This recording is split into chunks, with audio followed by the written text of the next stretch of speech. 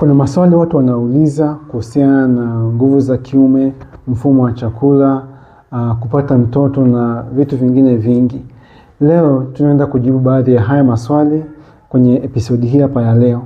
Kabla tujaanza, naomba usubscribe, like video hii na washirikishe pia watu wengine ambao wanaweza kunufaika na elimu hii hapa. Karibuni tuanze. Sasa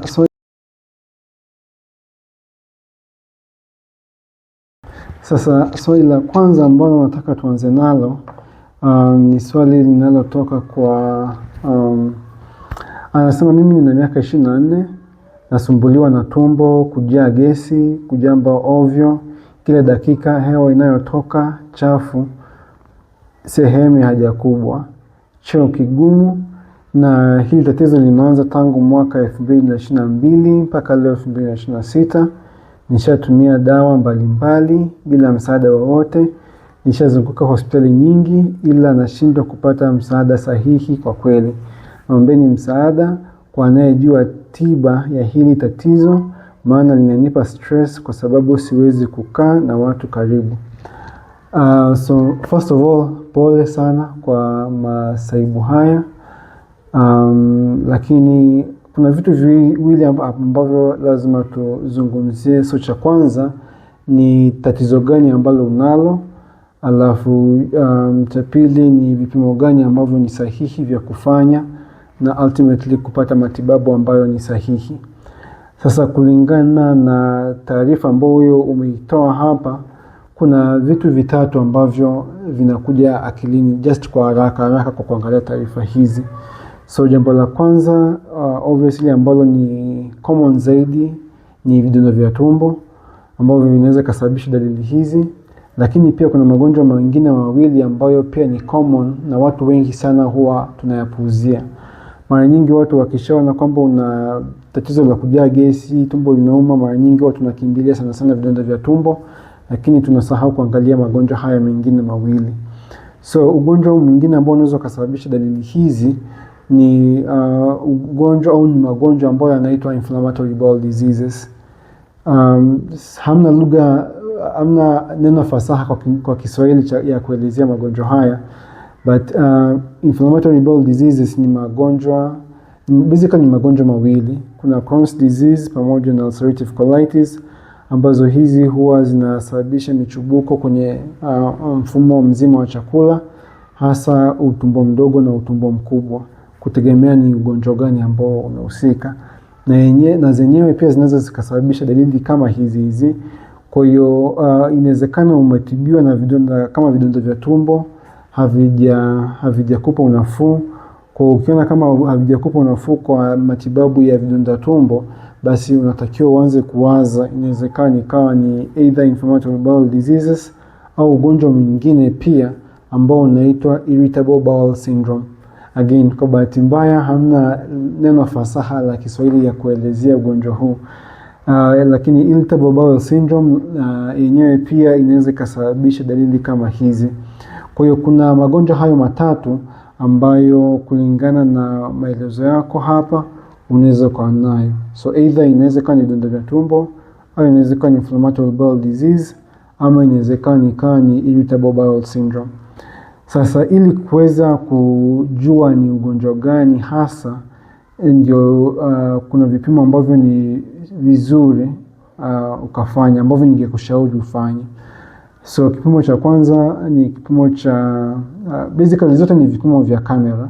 So kipimo cha kwanza tunaangalia sehemu ya kwanza ya mfumo wa chakula ambao unaingiziwa kamera mdomoni, inaangalia mfumo mzima wa chakula mpaka sehemu ya kwanza ya utumbo mdogo. Kwa itaangalia kwenye koo, itaangalia kwenye koo ya chakula ama uio, esophagus kwa Kiingereza, itaangalia pia tumbo, lakini pia itaishia kwenye sehemu ya kwanza ya utumbo mdogo. Hii hapa ni nzuri sana kwa ajili ya rule out au kwa ajili ya kuangalia kama una tatizo la vidonda vya tumbo. Kipimo kingine cha pili ambacho gani kipimo hicho cha kamera, hiki hapa tunakiita colonoscopy, ambayo kamera inaingizwa kwenye sehemu ya haja kubwa na itaangalia utumbo mkubwa yote ili kuangalia kama kuna shida. So basically hizi hapa itasaidia hasa kuangalia kama ni ugonjwa wa inflammatory bowel disease. So ugonjwa wa irritable bowel syndrome mara nyingi huwa ni mpaka uende kwa daktari ukamwelezea shida yako. Daktari atajaza dodoso ambayo kuna criteria ambazo tunaziangalia, na mtu ukishafikiria criteria hizo basi tutasema kwamba una irritable bowel syndrome ya aina gani. Maana zipo za aina mbili, alafu matibabu pia yataendelea. Kwa hiyo ni kama mwango kakubwa sana, lakini kama nilivyokuambia ni sana ni magonjwa hayo matatu. Either inaweza kuwa ni ulcer za tumbo, inaweza kuwa ni inflammatory bowel disease, ama inaweza kuwa ni irritable bowel syndrome, na unatakiwa ufanye kipimo cha OGD cha kumezesha domoni, na lakini pia kipimo cha colonoscopy cha kuingizia kwenye njia haja kubwa ili iweze kuangaliwa tatizo liko wapi. Haya, tuende kwenye swali la pili. Huyu anasema, leo nimemsikia mkuu wa kitengo cha damu salama wa hospitali moja ya serikali Dar es Salaam akisema ikiwa mwanaume ana damu positive na mwanamke ana damu negative au vinginevyo hawawezi kupata mtoto, na kama wakipata mtoto atazaliwa akiwa na matatizo makubwa ya kiafya. Hivyo ameshauri kabla ya kuoana ni vyema kupima damu ili kuepusha tatizo la kutopata watoto. Sasa nauliza, je, kuna ukweli wowote kuhusu hoja hii? Binafsi nimeona watu wakipata watoto kutoka kwa wenza tofauti bila matatizo. Je, huu ni ugunduzi mpya? Sio ugunduzi mpya. Alafu kuna ukweli, lakini sio ukweli pase, yani sio ukweli wa 100%. Tuseme ni ukweli wa 50%. So mwanaume kama ni O positive, alafu mwanamke ni O negative, au ni negative yoyote tu ile au positive yoyote ile. So hizi positive na negative mara nyingi huwa tunaangalia vitu ambavyo tunaziita rhesus factors. So kwenye seli nyekundu za damu kuna kama signal tuseme ambazo huwa zipo. So kuna signal nyingi ambazo zipo juu ya seli. Sasa hizi za rhesus mtu ukiwa nayo ndio unakuwa rhesus positive, na mtu usipokuwa na unakuwa ni negative. Sasa japokuwa kwamba wewe ukiwa ni, kwa mfano kama mimi nikiwa ni nina positive na mtu ni negative, hawezi akapewa damu. Kwa mtu wa negative hawezi akapokea damu ya mtu ambaye ni positive. Lakini akipokea kuna namna nyingine ambavyo tunaweza tukafanya. Sasa mara nyingi mtu ukipewa damu ya mtu ambaye ni positive, mwili huwa unatengeneza vitu ambavyo tunaviita antibodies. Antibodies ni vimelea ambavyo mwili hutengeneza ili kuweza kushambulia maambukizi yote ambayo yapo.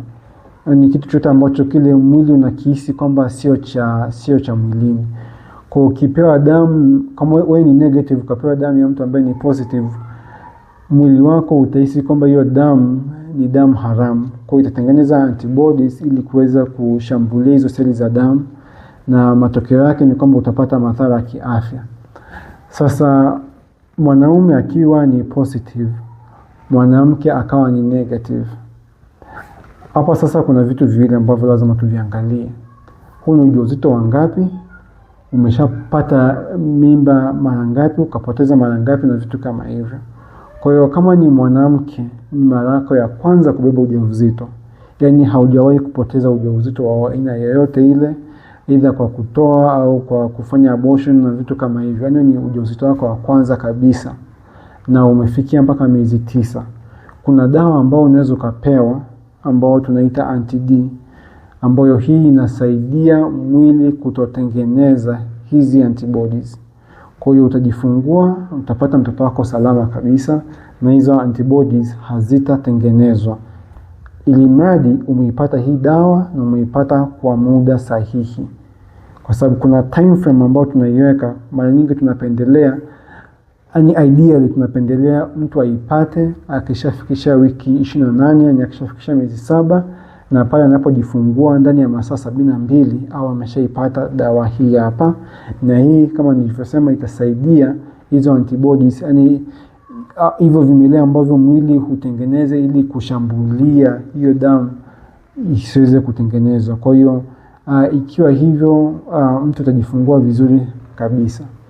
Ikiwa sasa umepoteza ujauzito, ile umefanya abortion au umetoka wenyewe, na wewe ni negative kama mwanamke, mume wako ni positive, basi again mimba inapopotea unatakiwa uchome hii dawa. Usipochoma hii dawa, mwili wako unatengeneza hizo antibodies. Kwa hiyo wakati mwingine unapopata kuja kupata mtoto, zile antibodies kumbuka zimeshatengenezwa, mwili tayari unafahamu kwamba mtu yeyote ambaye ana damu hii ni damu haramu. Kwa hiyo mtoto yule atashambuliwa na hizi antibodies, na matokeo yake ni kwamba atafia tumboni. Kwa hiyo kumbuka, kama wewe mwanamke ni O negative, hujawahi kuongezewa damu yoyote ile na ujauzito wako wa kwanza, basi as long as haujawahi kupoteza ujauzito wote ule na ujauzito umefika miezi 9, hakikisha kwamba umechoma sindano hiyo ideally ukifikisha miezi 7 au ndani ya masaa 72 baada ya kujifungua, na hivyo hizo antibodies hazitajitengeneza na utapata mtoto tu kama kawaida. Lakini yani ni kwamba kile unapopata mtoto ni lazima uchome dawa hizi hapa ili hizo antibodies zisitengeneze. Kwa hiyo kama nilivyosema, kuna ukweli lakini sio ukweli wa 100%. Kwa hiyo inategemea na context ambayo tunayoizungumzia hapa. Sawa. Twende swali la 3. Anasema, habari wakuu, nikiwa safarini, safari ya walau masaa 2 na kuendelea, miguu huvimba. Hali hii imeanza kipindi cha ndani ya miaka 2. Je, itakuwa na matatizo gani?